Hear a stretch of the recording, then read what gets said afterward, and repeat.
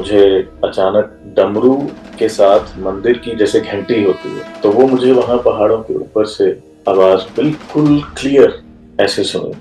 और ऐसी आवाज़ मैंने कभी भी पहले नहीं सुनी थी। ओम की आवाज़ जो है वो सुनाई दी है, और वो जो ओम की आवाज़ थी तो ऐसे लगा कि नंदी शिवा की भक्ति कर रहे हैं। और वो ऐसा अनुभव था जिसके बाद मुझे भगवान क्या है, सृष्टि कैसे चल रही है, उसके बारे में बहुत सारे जवाब मिले। मैंने पहली बार ऐसा अनुभव किया कि ये जो पंचभूत का शरीर है और जो हमारा आत्मिक शरीर है वो दो अलग अलग। तो मैं अपने इस पंचभूत शरीर से अपने आत्मिक शरीर को ऐसे देख पा रहा था। अपनी आत्मा जो एक वो भी एक शरीर है, एनर्जी बॉडी है। तो मेरी जो एनर्जी बॉडी है वो ओम का उच्चारण कर रही थी। मैं अभी हूँ और मैं बोल रहा हूँ कि पहुंच गया मैं महादेव के चरणों में, और अचानक से गिर गया वहां। और ये जो मैं गिरा वो ऐसे था कि जैसे मुझे किसी एनर्जी ने पुश किया हो। ऐसे मेरी बॉडी को एक अनुभव हुआ कि मुझे मुड़ना है और साष्टांग प्रणाम करना है लेट के। और जब मैंने वो साष्टांग प्रणाम किया, उस समय जहाँ पर मेरे हाथ थे वहां पर मैंने आदिनाथ या भोलेनाथ आदि गुरु उनके चरणों को महसूस किया। मेरे माता पिता ने मुझे मेरे दादाजी का एक ब्रेसलेट गिफ्ट किया। डोर से बाहर निकला और वो ब्रेसलेट टूट गया। वो टूटा, मैंने उसे उठाया और मुझे ऐसे अनुभव हुआ कि जैसे मेरे दादाजी की विश थी जो पूरी हुई और कुछ रिलीज हुआ। व्यूअर्स के लिए एक ऐसी चीज का मैं दर्शन कराऊंगा तो वो अपने आप को बहुत भाग्यशाली मानेंगे। नमस्ते दोस्तों, स्वागत है आप सबका एक और नए पॉडकास्ट में। आज हमारे साथ कनाडा से जुड़ रहे हैं नितिन जी। नितिन जी के साथ जो खास बात ये रही कि इन्होंने जीवन में 2 बार कैलाश यात्रा की। वो यात्रा जिसे करने के लिए हमें कई बार सोचना पड़ता है। नितिन जी ने ये संकल्प लिया है कि इस यात्रा को वो हर साल कंटिन्यू करेंगे, क्योंकि कैलाश यात्रा से उनके जीवन में बहुत 360 डिग्री का एक परिवर्तन आया, एक चेंज आया। इतना ही नहीं, इन्होंने कैलाश, जिसे कहते हैं कि स्वयं परमात्मा का वास जहाँ होता है, उन्होंने उसके दर्शन करने के साथ साथ उसके चरणों को भी स्पर्श किया। नितिन जी के जीवन में ऐसे अद्भुत अनुभव हुए जिन्होंने ये विश्वास दिलाने के लिए उन्हें और हम सबको मजबूर किया कि अगर हम परमात्मा से सच्चे दिल से जुड़ते हैं तो परमात्मा अपना प्यार और साथ हर वक्त हमारे साथ बनाए रखते हैं। तो चलिए बिना देर किए नितिन जी का अनुभव सुनते हैं। नितिन जी, आपका बहुत बहुत स्वागत है हमारे चैनल पर। हर हर महादेव, ओम नमः हर हर शिवाय। महादेव। ओम नमः शिवाय। जिससे हमारी पहले बातचीत हुई थी, आपने बताया था कि जो कैलाश यात्रा है उसने आपके जीवन को बहुत बहुत इम्पैक्ट डाला। तो वो जी पूरी डिटेल में हम उस यात्रा को सुनना चाहेंगे। आपके जो एक्सपीरियंसेस आपने वहां महसूस किए उसे भी प्लीज हमें सारे डिटेल में बताइए। जी जरूर। सबसे पहले शुरू करने से पहले मैं एक मंत्र जो है उसका उच्चारण करना चाहूंगा। सबसे पहले जो हमारे गुरु हैं, मैं नाथ संप्रदाय से इनिशिएटेड हूँ। तो नाथ संप्रदाय जो है वो भोलेनाथ से ही चला आ रहा है। भोलेनाथ हमारे महादेव से। तो सबसे पहले उनका एक मंत्र है, ओम ह्रीं श्री गुरुभ्यो नमः। ये उनको हम चैंट कर रहे हैं, उनकी ब्लेसिंग्स हम चाहते हैं कि जो मेरे एक्सपीरियंसेस हैं वो आपके व्यूअर्स तक पहुंचे, और उससे अगर किसी को भी कोई रोशनी उनके जीवन में मिले तो वो महादेव के थ्रू हो रही है।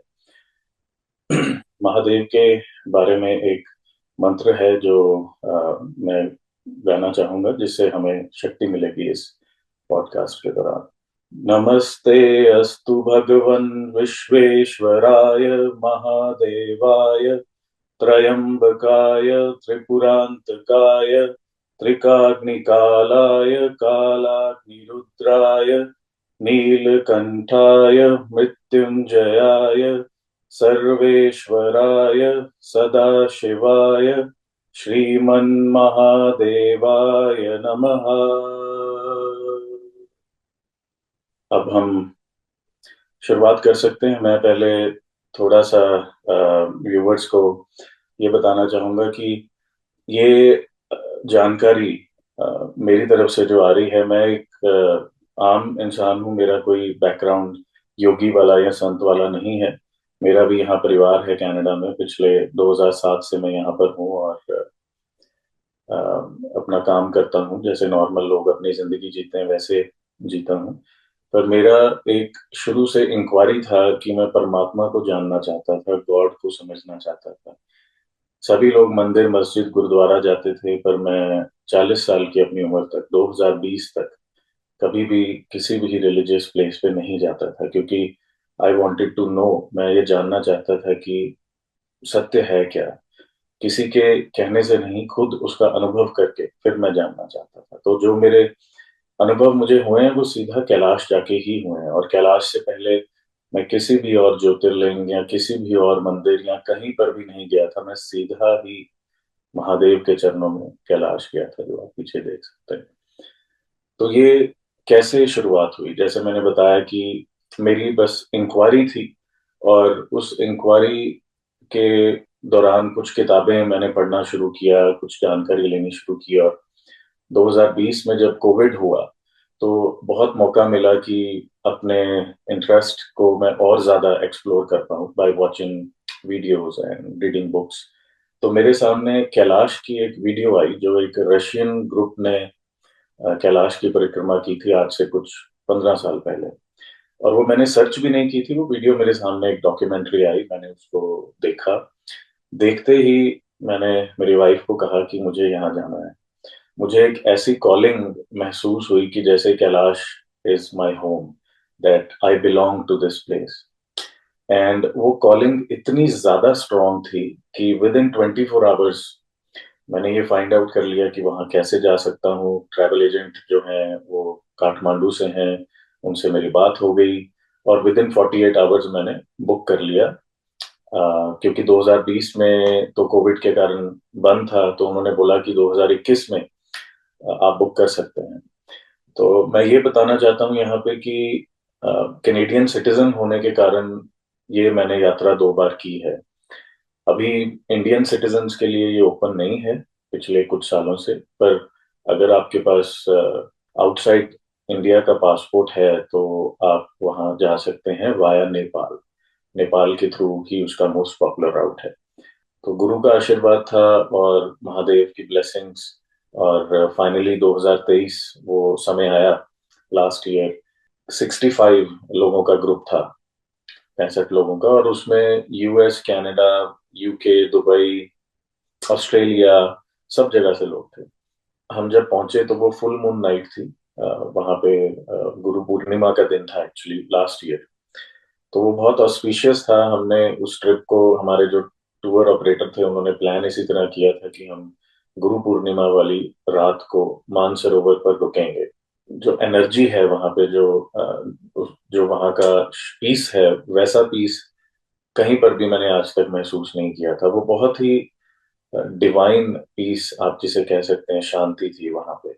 कैलाश पर्वत जो है, ये वहां पर एक पर्वत जैसा नहीं दिखता है। ये बहुत क्लियरली आपको थाउजेंड्स ऑफ स्क्वायर किलोमीटर में, जहाँ माउंटेन्स ही माउंटेन्स हैं, सिर्फ एक अकेला कैलाश है जो बिल्कुल अलग दिखता है।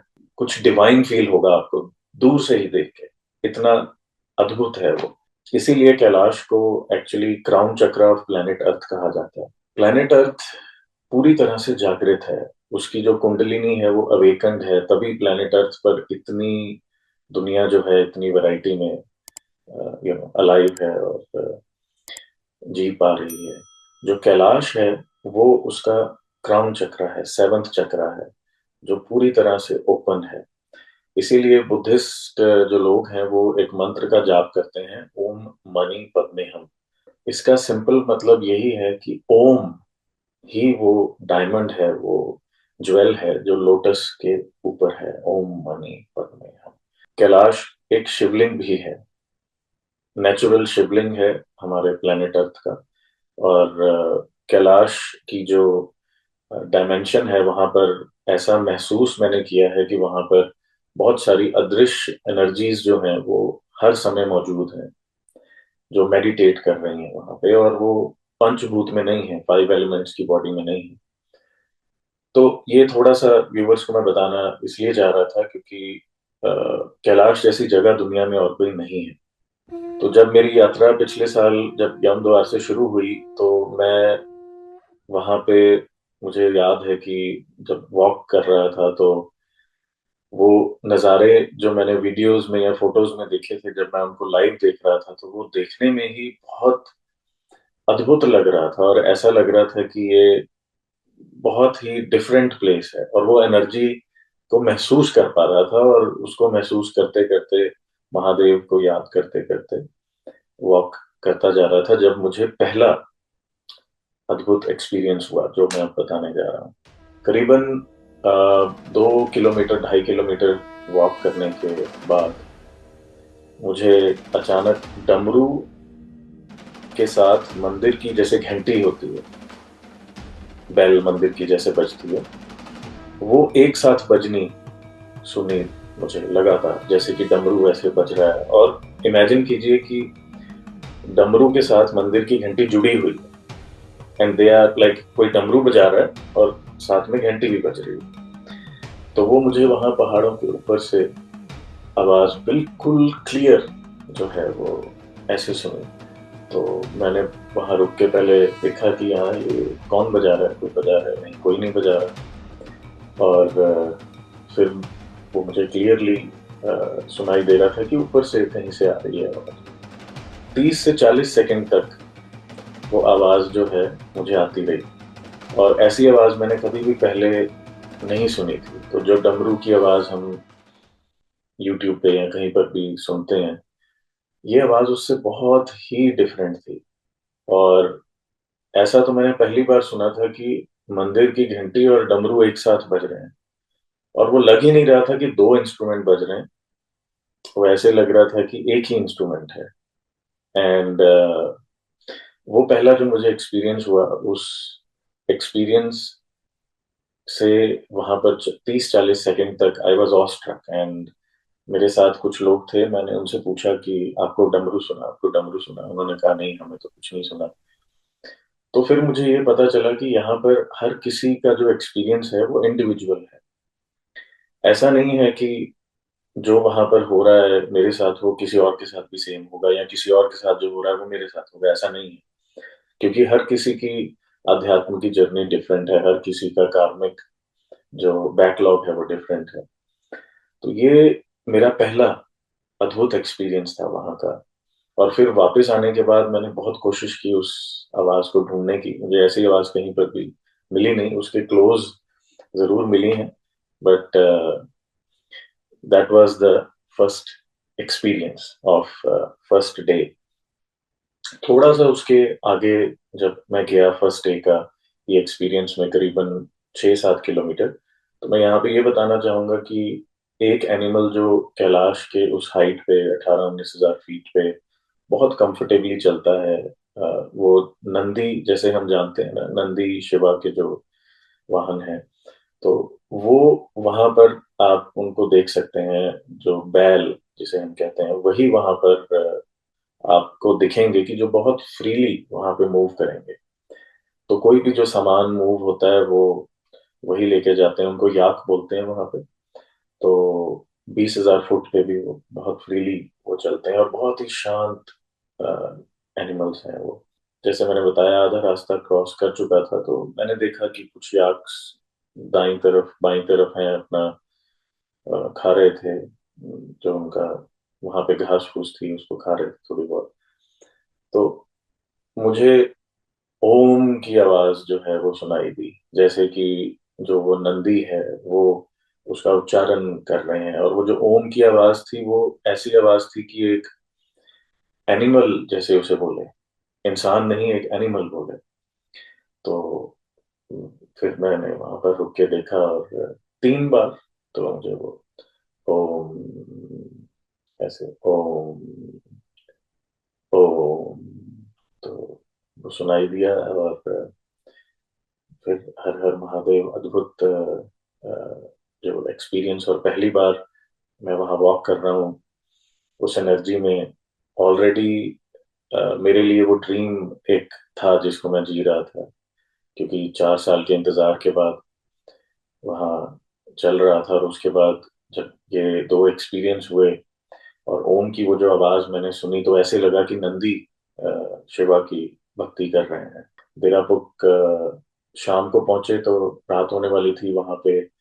कैलाश बिल्कुल सामने, नॉर्थ फेस जो कैलाश का है, जैसे कि पीछे आप देख सकते हैं, तो ये ही था। तो जहाँ मैं बैठा हूँ, आप समझिए कि यहाँ पर मड हाउसेज हैं और वहां पर रात को रुकते हैं सभी यात्री।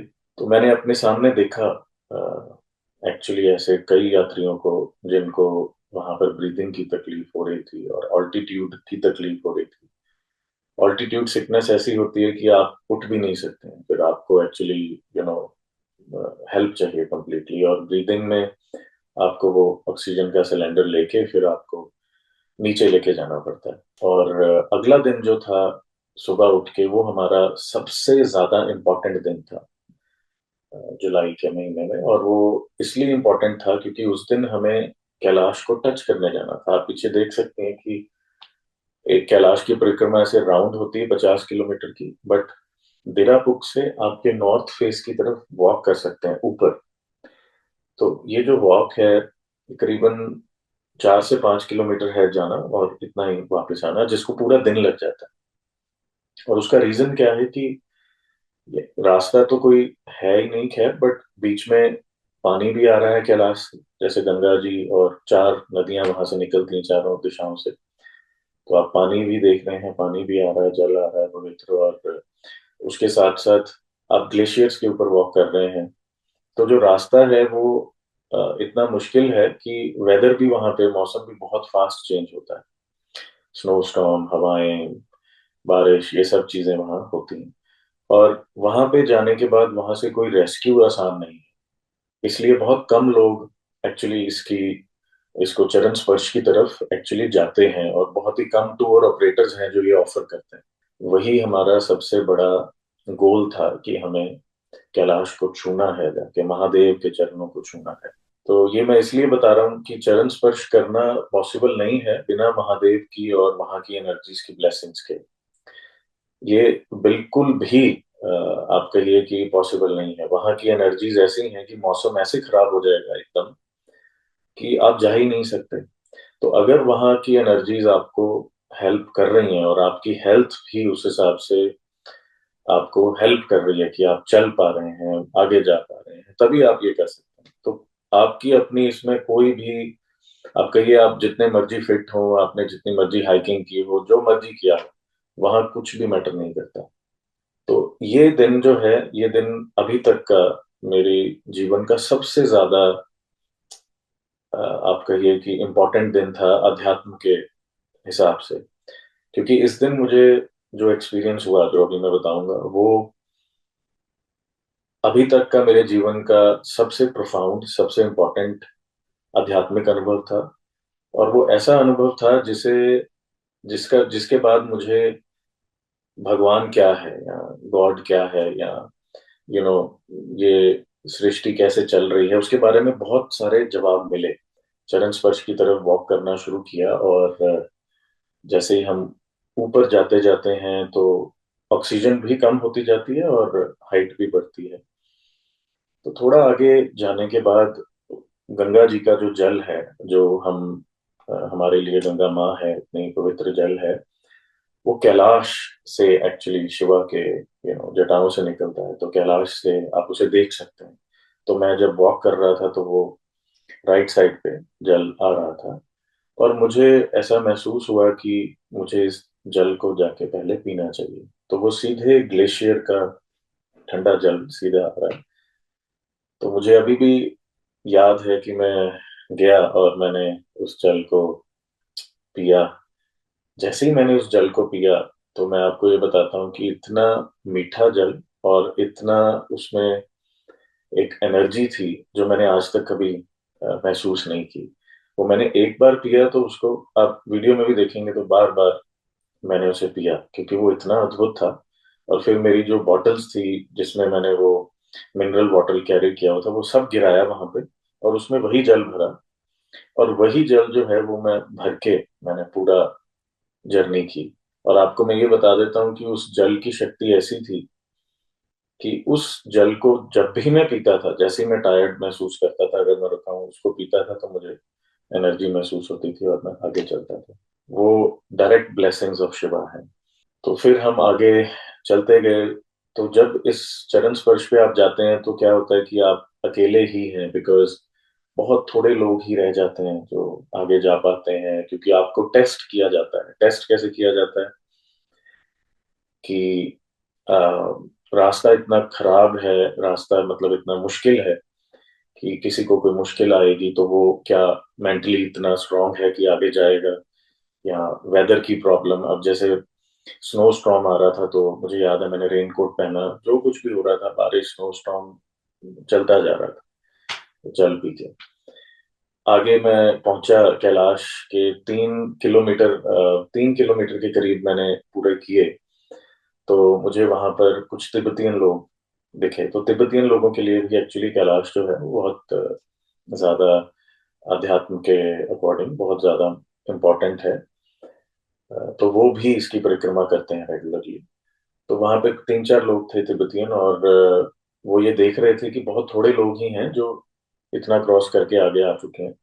तो उनमें से एक पर्सन ने मुझे देखा, और मुझे देख के उसने कहा कि क्योंकि वो लैंग्वेज तो नहीं समझते हैं, इंग्लिश या हिंदी, तो इशारे में वो मुझे कह रहा था कि आगे, क्योंकि आगे ग्लेशियर है कम्प्लीटली और उसके नीचे आइस कितनी है नोबडी नोज। आप पैर रखते हैं तो पैर नीचे ही जाता है, तो you have to get up and make your path and then go accordingly. And तो मुझे वो देख के बोला कि आगे, ऐसे इशारा करके, और ऐसे कर रहा था कि आगे जाओगे तो गए। तो ये मैं इसलिए बता रहा हूँ कि वहां पर हर तरह से आपका जो है इम्तिहान होता है, आपको ये टेस्ट किया जाता है मेंटली फिजिकली कि आप उस चीज को पाने के लिए तैयार हैं या नहीं। पर मेरा जो डेडिकेशन था वो मैं आपको बता सकता हूँ, वो ऐसा था कि आई एम 44 ईयर्स ओल्ड। 44 साल में मुझे नहीं लगता कि मैंने किसी भी और चीज को पाने के लिए ऐसी एनर्जी अपनी रखी हो कि जहां पर सिर्फ बस मुझे कैलाश को छूना था। कुछ भी हो जाए, मैं हर चीज के लिए तैयार था, मुझे कैलाश को छूना था बस। और जब उसने मुझे ऐसे इशारा किया तो मैंने हाथ जोड़ के हर हर महादेव, और तो मैं आगे निकला। तो अब ये लास्ट जो आप कहिए कि पड़ाव है कैलाश को छूने से पहले का, वो एक ग्लेशियर है, पूरा वाइट ग्लेशियर है। जैसे आप यहाँ पे अगर पीछे से थोड़ा सा देखें तो ये जो आइस नीचे दिख रही है सारी, और वो ग्लेशियर एक वैली की तरह है ऐसे। तो आप उसके बीच में वॉक करते हैं, और बीच में वॉक करके, जैसे मैंने बताया कि स्नो वहां पड़ती है और इतने सालों से पड़ती रही है, तो आपको अपना रास्ता एक एक मतलब पैर एक एक फीट आप जो है वो देख के रख रहे हैं। और कई बार गिरते भी हैं, बिकॉज अगर फ्रेश स्नो पड़ी है पैर अंदर चले जाता है तो यू गेट अप है। तो जब मैं वहां पे पहुंचा, वहां पे हमारा तिब्बतियन गाइड एक्चुअली खड़ा था, और उसने मुझे कहा कि नितिन जी, आप अब अगर इस ग्लेशियर को पार करेंगे, क्योंकि स्नो स्टॉर्म शुरू हो गया था उस टाइम और हवाएं तेज शुरू हो गई थी, तो उसने कहा कि अब आप अगर आगे जाएंगे तो वापस आप टाइम पे नहीं आ पाएंगे, क्योंकि नीचे भी जाना है। और अगर अंधेरा हो गया तो हम जा ही नहीं सकते, तो नीचे बहुत मुश्किल हो जाएगा। It will be very very tough. तो मैं आपको रिकमेंड करूंगा कि आप यहाँ से ही अपने जो है प्रणाम करें और आप यहाँ से चले जाएं। तो मैंने उसको, मुझे एग्जैक्टली याद है, मैंने उसको कहा, उसका नाम था तेंजिंग। मैंने कहा तेंजिंग सी, कुछ भी हो जाए आई एम रिस्पॉन्सिबल, और मुझे कैलाश को टच करना ही है। बाद में नीचे पहुंचू ना पहुंचू, क्या होगा क्या नहीं, उसकी मुझे कोई भी फिक्र नहीं है। मुझे अभी कैलाश को टच करना है। मैं यहाँ पे पहुंच गया हूँ and I am totally responsible, तो do not give me any advice on that. तो उसने कहा ठीक है, उसने भी कहा हाथ जोड़े और उसने कहा आगे चाहिए। तो ये मैं इसलिए बता रहा हूँ क्योंकि कई लोग जो थे वो इन एडवाइजेस से पीछे चले गए थे, क्योंकि जैसे मैं आपको बता रहा हूँ कि अब ये जो ग्लेशियर आता है, उस ग्लेशियर पे चलना और वहां से आगे जाना, वो सब इतना आसान नहीं है। और अगर किसी के अंदर वो डर पैदा हो जाए थोड़ा सा भी, तो फिर वो जो है आगे नहीं जा पाते। पर जैसे मैंने बताया कि मुझे तो कुछ दिख ही नहीं रहा था और कुछ और सोच ही नहीं थी, तो फाइनल जो ग्लेशियर पे वॉक थी वो शुरू हुई, जो सबसे ज्यादा इम्पोर्टेंट थी। और अब मुझे जो एक्सपीरियंस हुआ, मैं बिल्कुल अकेला था, सामने कैलाश और ग्लेशियर पे मैं वॉक कर रहा हूँ। मेरे आगे कोई नहीं, पीछे कोई नहीं।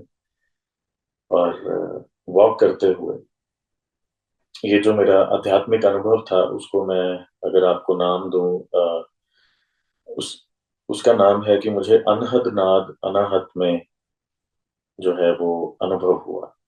तो अनहद नाद अनाभव, जो अनाहत में है उसका मतलब क्या है? पहले तो मैं अनहद का मतलब बताना चाहूंगा। अनहद वो आवाज है जो बिना किसी वाइब्रेशन के अपने आप पैदा होती है। कभी भी दो एनर्जीज जुड़ती हैं तो वाइब्रेशन होती है और आवाज पैदा होती है, साउंड। तो अनहद वो है जिसके लिए कोई भी दो एनर्जीज को जुड़ने की जरूरत नहीं है, वो एग्जिस्टेंस में है अपने आप से। और वो पैदा नहीं होती, खत्म भी नहीं होती, इट इज एक्चुअली एग्जिस्टेंस। और वो जो नाद है, अनाहत आपका हार्ट चक्रा होता है, तो जो हमारा हार्ट सेंटर है उसको अनाहत कहते हैं। तो एग्जैक्टली जब मैं वो ग्लेशियर पे वॉक कर रहा था, 100-150 मीटर शायद थे कैलाश को छूने में, कैलाश के चरणों को छूने में। तो मुझे अनाहत में हार्ट चक्रा पे ओम की जो एनर्जी है वो महसूस होनी शुरू हुई, कि वो ऐसे चल रही थी ब्रीदिंग में। तो मैं आपको बताता हूँ कि इट वाज लाइक कि अंदर, शरीर के अंदर ऐसे उच्चारण चल रहा है, ओम, ओम, ओम।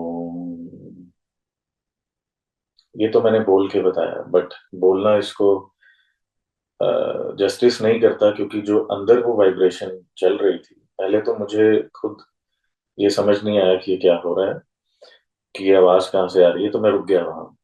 और आप इमेजिन कीजिए कि मैंने पहली बार ऐसा अनुभव किया कि ये जो पंचभूत का शरीर है और जो हमारा आत्मिक शरीर है, वो दो अलग अलग है। तो मैं अपने इस पंचभूत शरीर से अपने आत्मिक शरीर को ऐसे देख पा रहा था। अपनी आत्मा जो एक, वो भी एक शरीर है, एनर्जी बॉडी है। तो मेरी जो एनर्जी बॉडी है वो ओम का उच्चारण कर रही थी, जो मेरे अनहद में हो रहा था, अनहद में। और ऐसा एक्सपीरियंस था, ये ऐसा अद्भुत अनुभव था कि उस समय, उस मोमेंट पे मुझे इस चीज का बिल्कुल भी ध्यान नहीं था कि मैं फिजिकल बॉडी भी हूँ।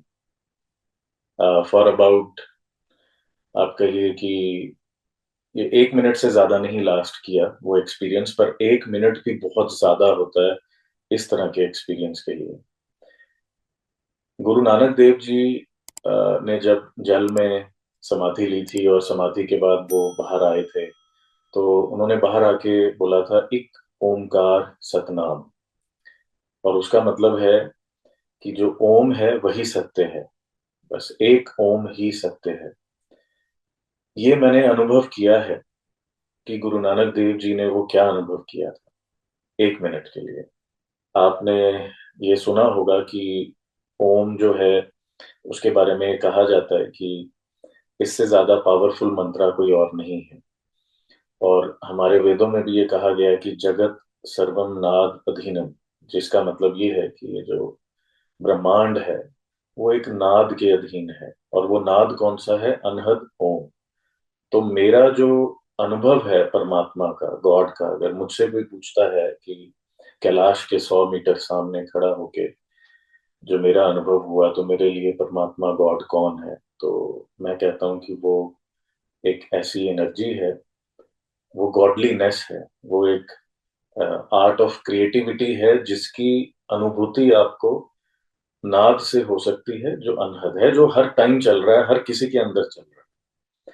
कोई भी ऐसा इंसान नहीं है, कोई भी ऐसा एनिमल नहीं है, कोई भी ऐसा प्लांट या कोई भी ऐसा पेड़, कोई भी ऐसा नहीं है जिसके अंदर वो नाद मौजूद नहीं है।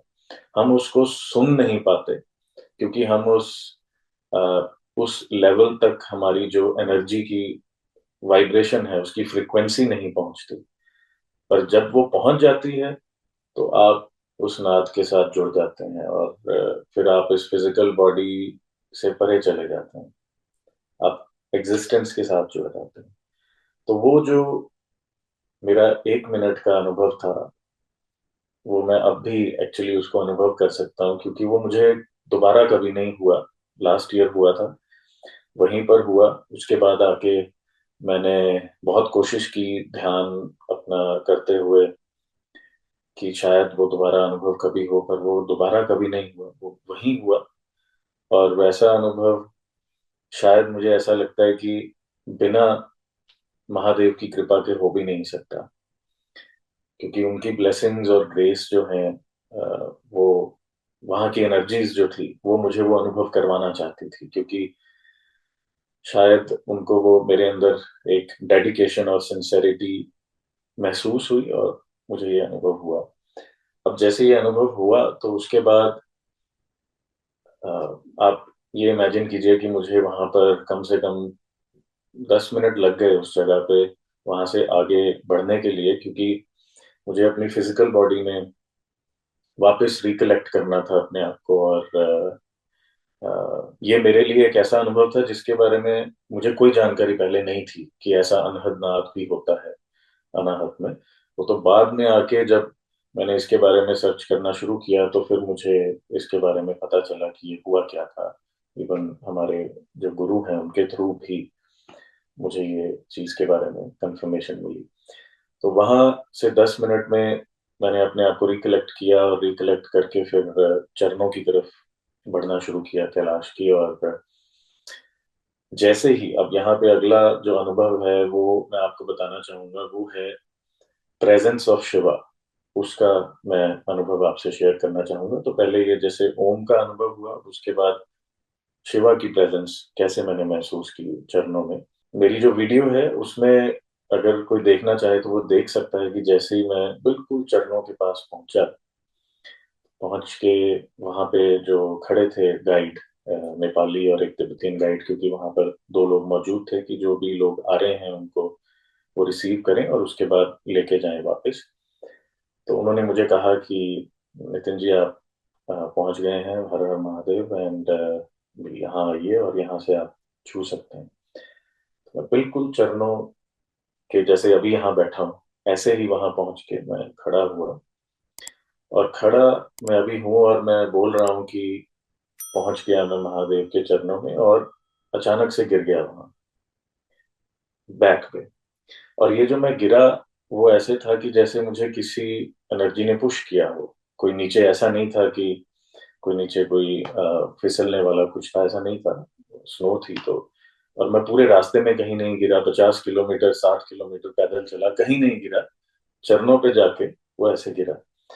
और जब मैं वहां पे गिरा, अगर वो आप वीडियो देखें तो आप देखेंगे कि मैं ऐसे दोनों आर्म खोल के ऐसे लेटा हूँ। और वो अनुभव ऐसा था कि जैसे आप एक बच्चा जब अपनी माँ की गोद में होता है पैदा होने के बाद, तो उसे वो माँ की गोद में कैसा महसूस होता है कि प्रोटेक्टेड, मैं आ गया जहाँ पे मुझे आना था, मेरा घर यही है, मेरी दुनिया यही है, मेरे लिए सब कुछ यही है। तो जैसे ही मैं वहां पे लेटा, तो वो ऐसा ऐसे क्षण थे कि वहां से बिल्कुल भी मैं उठना नहीं चाहता था। I just wanted to be there like this, चरणों में कैलाश के ऊपर से स्नो पड़ रही है। और इतना वहां पर मुझे रिलैक्सेशन मिला जो शायद शब्दों में बयान करना बहुत ही मुश्किल है। बहुत ही डिवाइन लव एंड अफेक्शन को मैंने वहां पे महसूस किया। और उसके बाद मुझे अपने आप एक अ, ऐसे मेरी बॉडी को एक अनुभव हुआ कि मुझे मुड़ना है और साष्टांग प्रणाम करना है लेट के। तो पहले मैं आपको ये बताना चाहता हूँ कि कैलाश पे जो भी चरण स्पर्श करने गए हैं, शायद ही आपको कोई ऐसी वीडियो या कोई ऐसे पर्सन से ये सुनने को मिलेगा कि चरणों में वो साष्टांग प्रणाम लेट के किसी ने किया हो, क्योंकि वहां पर ग्लेशियर है, स्नो है।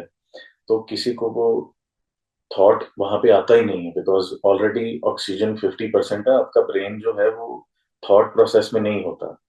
तो ये मेरे पास भी कोई थॉट नहीं था मैं सोच के नहीं गया था कि मुझे साष्टांग प्रणाम करना है। हर कोई स्पर्श कर रहा था, मैं भी वही सोच के गया था। बट जब मैं वो गिरा, तो वो गिराया गया था कि मुझे उल्टा होके मैंने साष्टांग प्रणाम किया। और जब मैंने वो साष्टांग प्रणाम किया, उस समय जहां पर मेरे हाथ थे, वहां पर मैंने आदिनाथ या भोलेनाथ, आदि गुरु, उनके चरणों को महसूस किया कि मैं उनके चरणों में प्रणाम कर रहा हूँ। और जो हमारा गुरु मंत्र है, वो मेरे अंदर से उसका उच्चारण उस समय शुरू हो गया, जो मुझे भी महसूस नहीं हो रहा था कि वो उच्चारण हो रहा है। मुझे बाद में वो वीडियो बना रहा था वहां पे कोई गाइड, बाद में मुझे वो पता चला कि जब मैं प्रणाम कर रहा था, तो मेरे अंदर से वो गुरु मंत्र उस टाइम पे चलने लग गया था अपने आप। वहां पर जो मुझे अनुभव हुआ चरणों में, जैसे मैं उनके लेटा आंख बंद करके, तो थर्ड आई पे यहाँ पे एक वाइट डॉट जो होता है, सफेद डॉट, वो ऐसे घूमता हुआ महसूस हुआ 10 सेकंड के लिए। और वो वो एक ऐसा अनुभव था कि वहां से भी, वहां मुझे ये लग रहा था कि मेरी जो आत्मा है वो अपने घर आ गई, कि जो आत्मा है उसका जन्म यहीं से हुआ है। और वहां पर मुझे ऐसा लग रहा था कि हम जितने भी लोग हैं इस प्लेनेट अर्थ पे, उनका जो ओरिजिन है, उनका जो सोर्स है, वो कहीं ना कहीं कैलाश से जुड़ा है। कि कैलाश से ही हमारी कॉन्शियसनेस की जो बेसिकली एवोल्यूशन हुई है, उसके पीछे कैलाश का बहुत बड़ा रोल है। महादेव का जैसे हम सुनते ही हैं कि महादेव ने सप्त ऋषियों को ज्ञान दिया और उसके थ्रू फिर वो आगे बढ़ा। तो ऐसा वहां पर जाके महसूस होता है कि आप अपने घर आ गए हैं, जहां से आप शायद इस प्लेनेट पे आए।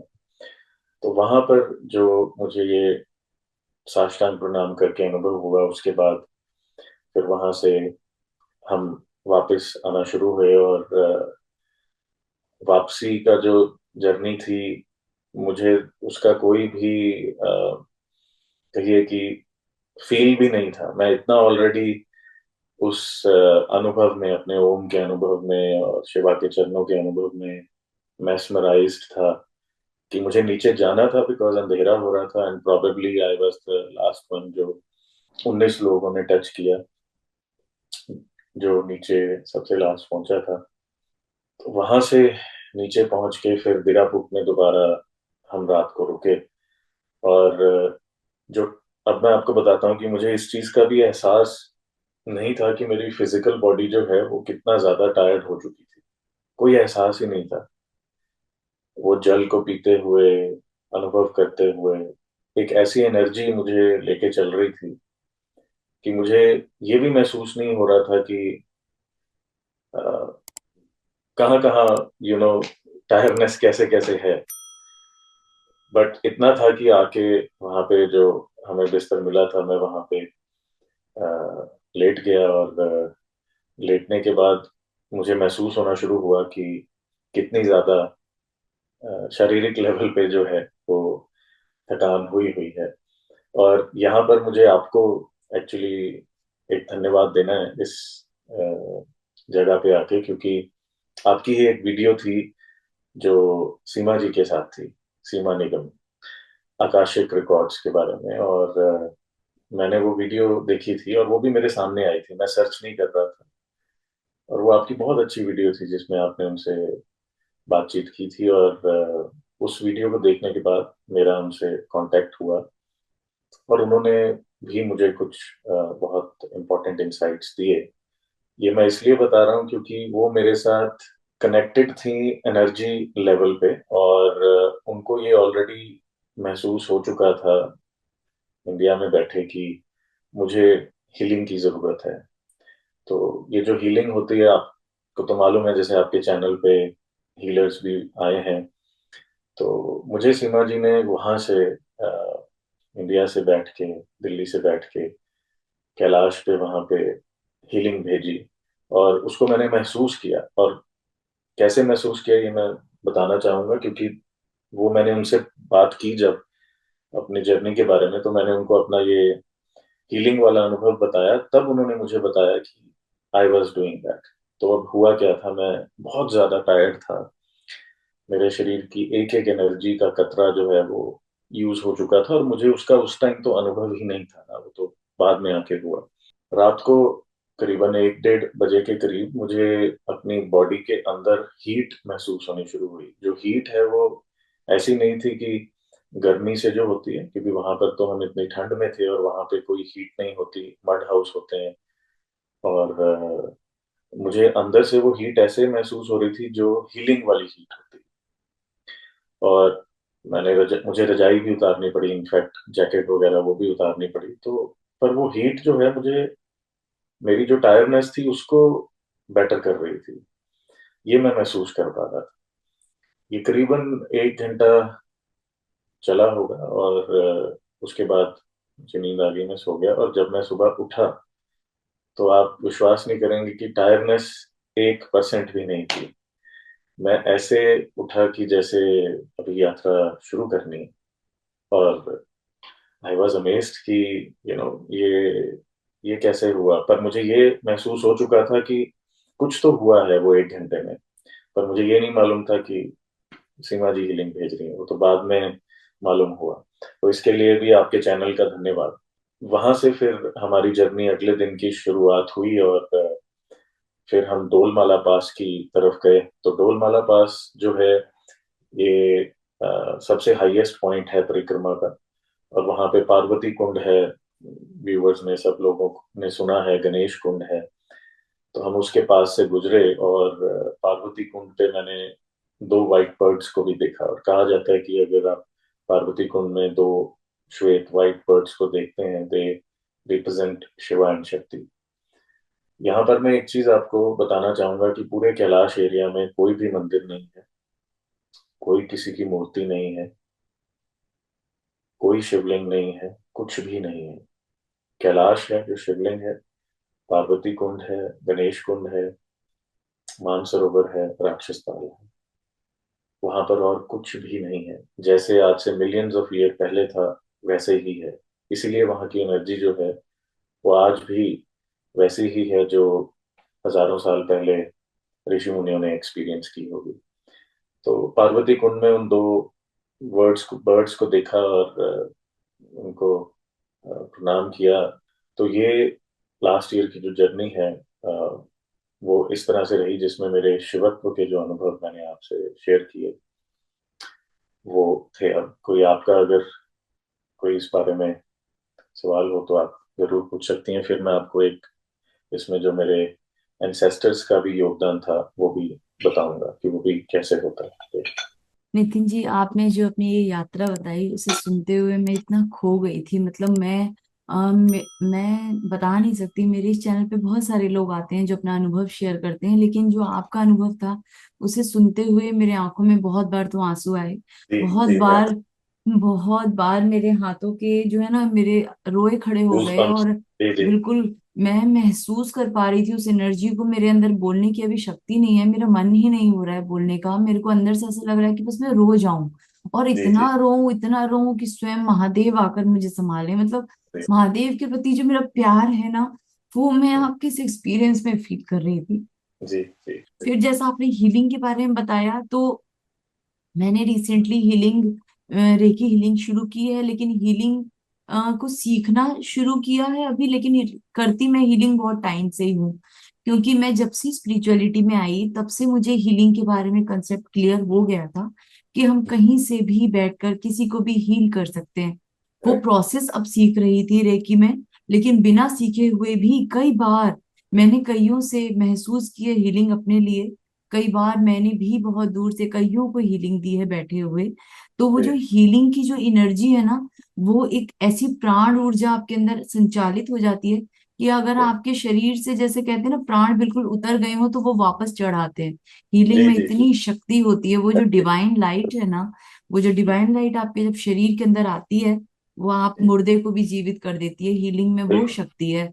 मुझे नहीं पता कि आज कितने लोग इस वीडियो को देखेंगे, क्योंकि लोग हो सकता है चटकारे लेने के लिए, मजे लेने के लिए या कुछ कहानियां सुनने के लिए आते हो, तो ये आपका अनुभव उनके लिए नहीं है, ये अनुभव उनके लिए है जो परमात्मा से बहुत गहराई से जुड़े होते हैं। वो ही शायद इस अनुभव में इतना डीपली उतर पाएंगे, इसको समझ पाएंगे। जी तो जी नितिन जी, मुझे ऐसा लगता है ना, वीडियो की ड्यूरेशन तो मैं जानती हूँ ये बहुत लिमिट क्रॉस कर गई है। जी शायद लोगों को ये लगे कि इतना बड़ा वीडियो कौन देखेगा, पर मैं देखूंगी। मेरे जैसे शायद कुछ चुनिंदा लोग होंगे जो उससे बहुत प्यार, मतलब कहते हैं ना प्यार, बस उससे जो प्यार है ना वो किसी से जी हो नहीं सकता। तो जो जी जी अगर उससे प्यार करेगा तो ये अनुभव में वो प्यार को वो महसूस करेगा, वो उतरेगा जी इस अनुभव में, उतनी जी ही गहराई से उतरेगा जितनी गहराई से आप सुना रहे थे, जितनी जी गहराई से मैं सुन रही थी, और जितनी गहराई से आपको वो अनुभव हो रहे थे। तो नितिन जी, मैं आपसे वो एंसेस्टर वाला भी अनुभव जरूर सुनना चाहूंगी, क्योंकि हमारे पूर्वजों की जो ब्लेसिंग्स होती हैं वो हमारे लिए जी बहुत एक जीवन दायिनी होती हैं। तो जरूर आप जी। बताइए, वो भी अनुभव मैं जरूर सुनना चाहूंगी आपसे। क्विकली मैं आपको वो बताऊंगा और उसके बाद व्यूअर्स के लिए एक ऐसी चीज का मैं दर्शन कराऊंगा जो अब तक वीडियो को देख रहे होंगे तो वो अपने आप को बहुत भाग्यशाली मानेंगे। ऐसी मैं आपको एक ब्लेसिंग के दर्शन कराऊंगा। और लास्ट में व्यूअर्स के लिए जो मेरा 2023 का पिछले साल का एक्सपीरियंस था उसको अगर नट शेल में मुझे किसी को बताना हो तो वो मैं कंक्लूजन बताऊंगा। तो पहले एंसेस्टर्स, मेरे दादाजी लेट श्री वासुदेव कपूर जी, वो भी एक आध्यात्मिक पुरुष थे, एक स्पिरिचुअल पर्सन थे, ज्योतिष विद्या भी जानते थे और वो भी शिव भक्त थे। और उन्होंने रुद्राक्ष भी मेरे मदर को दिए थे। तो अब ये बहुत एक स्ट्रेंज चीज है कि जिस साल मैंने 2023 में जाना था उसके एग्जैक्टली एक साल पहले 2022 की दिवाली पे मेरे माता पिता ने मुझे मेरे दादाजी का एक ब्रेसलेट गिफ्ट किया जो वो पहनते थे। वो सिल्वर का ब्रेसलेट था और 1950 के पहले का बना हुआ था, नेपाल से, जो उनके कोई मित्र लेके आए थे। अब वो ब्रेसलेट उन्होंने मुझे इसलिए दिया क्योंकि वो ये जानते हैं कि मैं अपने दादाजी के साथ बहुत कनेक्ट करता हूँ और उनकी रिस्पेक्ट करता हूँ, उनकी सोल के साथ भी जुड़ा हूँ। तो उन्होंने उस भाव से मुझे दिया। पर उसका कारण कुछ और था, वो मुझे बाद में पता चला। 2022 की दिवाली में दिया, 2023 में उस ब्रेसलेट को मैंने अपने मेजरमेंट के हिसाब से बिल्कुल ठीक करवाया और मुझे ये अनुभव हुआ कि मुझे ये पहन के जाना है। मुझे किसी ने कहा नहीं था, पेरेंट्स ने मुझे दिया था बस कि ये दादाजी की ब्लेसिंग्स हैं, पर मुझे ये अनुभव हुआ कि मुझे ये ब्रेसलेट पहन के घर से जाना है और ये यात्रा करनी है। कि शायद मेरे दादाजी अपने जीवन में ये यात्रा करना चाहते थे, ऐसा मुझे महसूस हुआ। और यहाँ पर मैं ये बताना चाहता हूँ कि मेरे पिताजी की साइड और माताजी की साइड में जहां तक भी वो बैठ जा सकते हैं, किसी ने भी कैलाश की यात्रा नहीं की थी। तो I was the first one जिसको महादेव ने चुना और मेरे एंसेस्ट्री जो है उसने चुना, क्योंकि आप एंसेस्ट्री की ब्लेसिंग्स के बगैर भी ये नहीं कर सकते। तो वो ब्रेसलेट पहन के मैंने कैलगरी कनाडा से ये यात्रा शुरू की और पूरी यात्रा जब मैंने की, इवन कैलाश को छुआ, वो सब यात्रा करते हुए वो ब्रेसलेट मेरे हाथ में था, इसी हाथ में था जहां अभी ये रुद्राक्ष पहने हैं मैंने। अब अद्भुत चीज देखिए कि पूरे रास्ते में, मुश्किल रास्तों में, हर चीज में वो ब्रेसलेट यहाँ था। यात्रा कंप्लीट करके नेपाल पहुंचे। नेपाल पहुंच के एयरपोर्ट से जैसे ही होटल में पहुंचे, होटल के डोर के बाहर जैसे ही मैं गाड़ी से उतरा, बैग पैक मेरे साथ था और डोर से बाहर निकला और वो ब्रेसलेट टूट गया। और वो इस तरह से टूटा कि जो, I mean there was no reason for it to break, because किसी चीज से अड़ा नहीं था, कुछ नहीं था, वो टूट गया। वो टूटा, मैंने उसे उठाया और मुझे ऐसे अनुभव हुआ कि जैसे मेरे दादाजी की विश थी जो पूरी हुई और कुछ रिलीज हुआ। तो वो बहुत स्ट्रांग मुझे फील हुआ था उस समय, कि मेरी जो एंसेस्ट्री दादाजी हैं उनसे भी पीछे, शायद ये पूर्वजों का एक सपना था कि कोई हमारी लिनियज में कैलाश पे जाके वहां पे टच करके आए, जिसका फायदा लिनियज को मिलता है, पीछे भी आगे भी एक्चुअली। तो ये मेरे पूर्वजों का जो एक्सपीरियंस था मेरे दादाजी के साथ, वो था कि वो ब्रेसलेट मेरा एंड पे जाके टूटा और अभी भी वो मेरे पास है। तो उनकी ब्लेसिंग्स भी मेरे साथ थी इस जर्नी में। अब मैं व्यूअर्स को दिखाना चाहूंगा जो कैलाश का प्रसाद था। ये अगर आप देखें तो ये कैलाश के चरणों से मैंने उठाया था रॉक। अब आप ध्यान से अगर देखें तो इस एक रॉक के अंदर दूसरा है, दूसरे के अंदर तीसरा है, और एक हार्ट शेप बनी हुई है। और इसको अगर आप ध्यान से देखेंगे तो ये कैलाश की शेप का ही आपको लगेगा, कैलाश का मिनिएचर। ये कैलाश के चरणों से मुझे मिला था, और ये मिलियंस ऑफ ईयर ओल्ड होगा, जैसे फॉसिल्स होते हैं उस तरह से। और इसके अंदर ये रॉक्स हैं, ये शिव शक्ति को बेसिकली रिप्रेजेंट करते हैं। तो ये वहां से कैलाश इटसेल्फ जो है यहाँ पे मेरे पास है, तो आपके व्यूअर्स के लिए कि वो इसके दर्शन कर सकें, और जो भी कैलाश जाना चाहें उनकी ये इच्छा जरूर पूरी हो। ये मेरी शुभकामनाएं हैं इसके साथ। और लास्ट चीज जो मेरा कंक्लूजन है लास्ट, वो इसका ये है कि मैं अपने एक्सपीरियंस से व्यूअर्स को बताना चाहता हूँ कि मंत्र, यंत्र और तंत्र मेरे एक्सपीरियंस से क्या है। मेरा एक्सपीरियंस ये है कि मंत्र ओम से ज्यादा पावरफुल कोई है ही नहीं।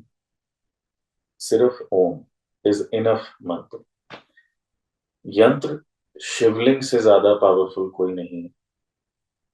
और तंत्र जो है वो है कि अगर आप शिवलिंग के आगे बैठ के ओम का उच्चारण कर रहे हैं, अगर आप शुरुआत कर रहे हैं ध्यान की, तो ओम का उच्चारण आप बोल के कर सकते हैं, और लेटर स्टेजेस में वो उच्चारण आप भीतर कर सकते हैं अपनी सांसों के साथ। और एक स्टेज ऐसी आएगी जैसे आप बता रही थी सोनम जी की, वो अपने आप होने लग जाता है। तो वो स्टेज तब आती है जब आपके थॉट्स बंद हो जाते हैं, जब आप नो माइंड सिचुएशन में चले जाते हैं, और उसको आप खुद नहीं कर सकते। It happens when you are ready and in that zone. तो ये बस मैं व्यूअर्स को बताना चाहता हूँ कि तंत्र, मंत्र और यंत्र मेरे एक्सपीरियंस में क्या है। ये मेरी 2023 की जर्नी का सारा जो था कंक्लूजन। 2024 की जर्नी अगर फिर कभी अ, मौका लगा तो वो शेयर करेंगे, वो क्योंकि बुद्धत्व से रिलेटेड है, कंप्लीटली बुद्ध के एक्सपीरियंस है, वो भी अद्भुत है। अगर व्यूअर्स को ये अच्छा लगा तो उनके साथ वो भी जरूर शेयर करूंगा। तो यहाँ पर मैं सबको नमस्कार करता हूँ, और ये प्रार्थना करता हूँ कि महादेव, कैलाश सबको ब्लेसिंग्स दें। हर हर महादेव।